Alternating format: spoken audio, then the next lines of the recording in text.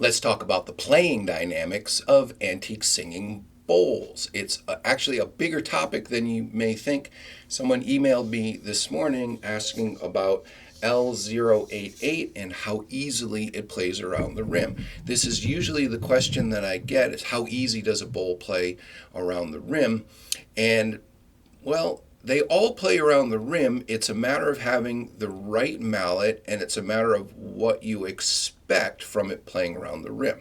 So let me explain a little bit. This bowl L088 plays extremely easily around the rim. The sound starts right away.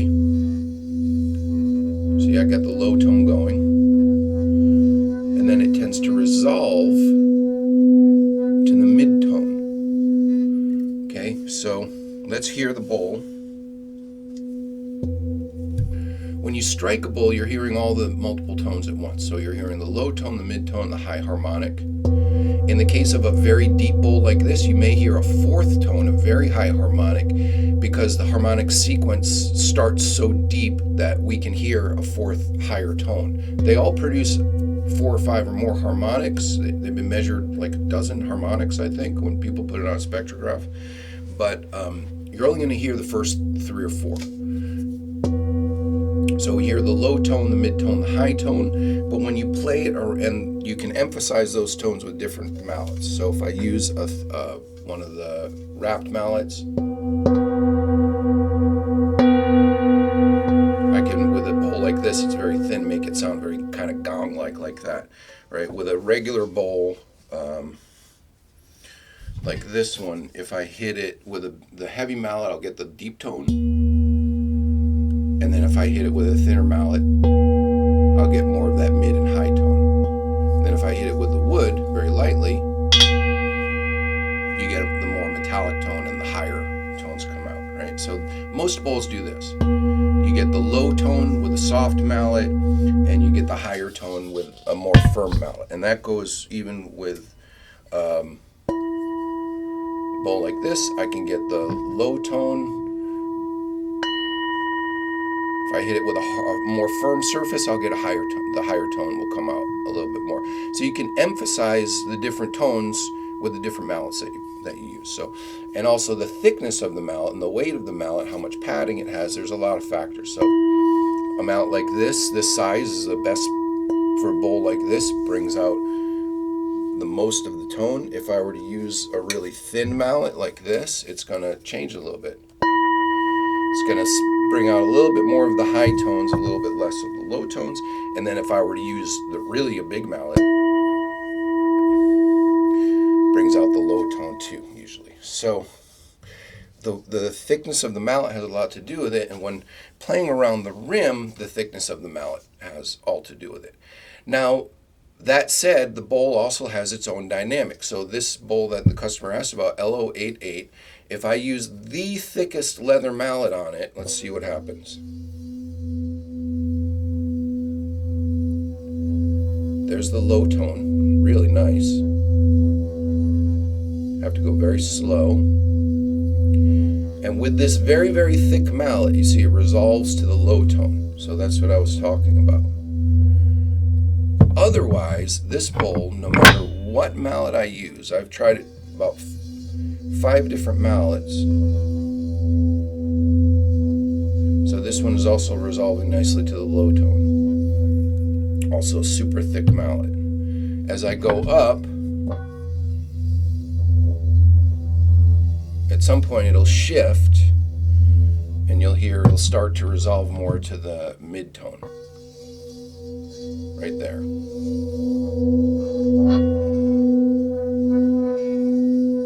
So you hear that? Now it's resolving to the mid-tone. It's a little less clear. And as I go up to other mallets, it'll keep resolving to that mid-tone. See, the low tone starts, but then it goes away right away. There's the mid-tone. Okay, now that's the thickness of the mallet. That's what's causing that. So if I go back to the super thick one, it's still resolving to the mid-tone, right? Strong tendency. So you have to actually finesse it a little bit as well. You have to go super slow. kind of ride the wave of that low tone. There's the mid-tone again. So this one really strongly, that's what I told the customer, it tends to resolve to the mid-tone very powerfully. So I got it that one few times to go to the low tone. Not getting it, right? So the bowls have their own kind of character, and it is influenced by the mallet, but the character of the bowl is going to tend to dominate. Okay, so let's pick another one. Here's another large bowl. This is L038.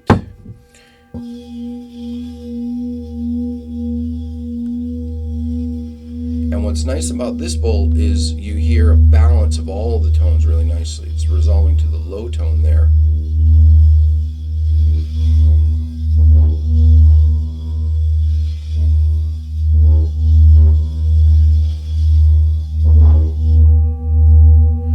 Now I could go with a thinner mallet. Sorry if that was clangy. And now I've got that higher tone. But you can still hear the other tones in there, which is really nice. It resolves with a blend of all the tones, which is not typical. You don't always get that. So you get a bit of the low and a bit of the higher tones as well. And then if I were to use a really too thin mallet on this bowl, let's see what happens. Might not sing at all because it's not enough weight. Can't cause enough pressure. But that's doing kind of what happens when you use just the wood, that it gets just the high harmonic. Hear that? So now it's resolving to the high tone, which with most bowls you do either with a very thin mallet or you can use an alternate material like acrylic or even copper tubing. Some people use, which brings out a very sharp tone.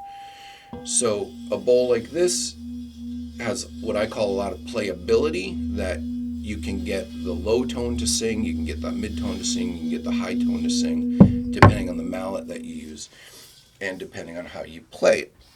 So ideally we want to have the right thickness mallet to get the most rounded and full tone. So with every bowl that I ship out, I go and I test them, and I test with a few different mallets and choose the one that's going to bring out the most balanced tone when you strike it. So if it's too thick of a mallet, you get a little bit of a sharper tone. And if it's too, did I say thick? I meant thin. And if it's too thick of a mallet, it tends to bring out a little bit of too much of the low tone, not enough of the high harmonic. So I go for, a mallet that's going to, I don't know if that doesn't really come across super clear, but I look for a mallet that's going to bring out the most balanced tone. So you want the low, the mid, the high to come out when you strike it. And again, it's the thickness of the mallet as well as how many times they're wrapped. I get on the guys in Nepal sometimes because they don't wrap the mallets with enough wool and it'll be too thin. So you want to get the right amount of padding.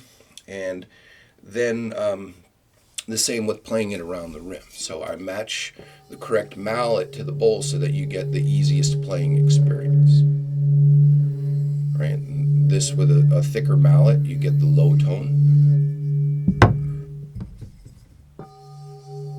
With a thinner mallet, I get the mid-tone. And then with a very thin mallet, let's see if we can get that high tone. So if you're a serious collector or sound healing professional or musician, you're playing with the bowls a lot, you want to have a variety of different mallets. And I can provide those. I have many, right? I have many different sizes and thicknesses of mallets, and I get them in quantity that way so that I have plenty of options to offer you. Just don't ask me for one of these because this is the last one and I want to keep it. If you really ask me nicely, maybe.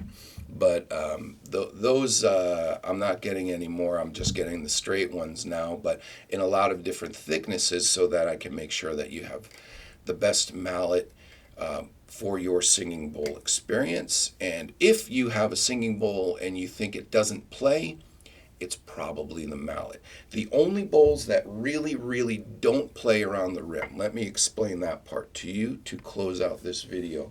A bowl that's extremely small, like smaller than 4 inches, which is really the minority. There's not many bowls like that, but it's going to be really hard to get the metal to vibrate side to side. It's hard to hold it in your hand. The mallet will push it because they're lightweight, and there's so much tension that it's just really hard to do. And the other class are bowls that are very, very thick. So both small and thick, forget it. You're really not going to get much happening even with the wood. You know, the antiques were made to be struck, and they sound best when struck. People will strike it and then try to play around the rim, but look, a bowl like this, it's just way too thick and way too small. It's physically impossible for the metal to vibrate in that way. So the bowl where playing around the rim got popular, of course, was with the crystal bowls, right? Traditionally, the singing bowls are always struck. You'll never see anyone going around the rim like that in Asia. They're always struck. And that really brings out the best, most balanced tone as well. So a very, very thick bowl, a very, very small bowl, and the thickness, I'm looking to see if there's a really thick, larger bowl around me, and I don't have one that's suitable. This one is thicker, but it's such a great bowl. It's still going to play around the rim. So even some very thick bowls, you're not going to have any problem playing around the rim. But that's, if you're worried about it, that would be the only thing to ask about. Ask me or another seller. If you're looking at a super thick bowl, then you want to check if it's going to play around the rim, if that's important to you. Otherwise, they all sing around the rim as long as you have the right mallet. So again, if your bowl doesn't play around the rim, you probably have the wrong diameter mallet, unless it's either extremely small or extremely thick.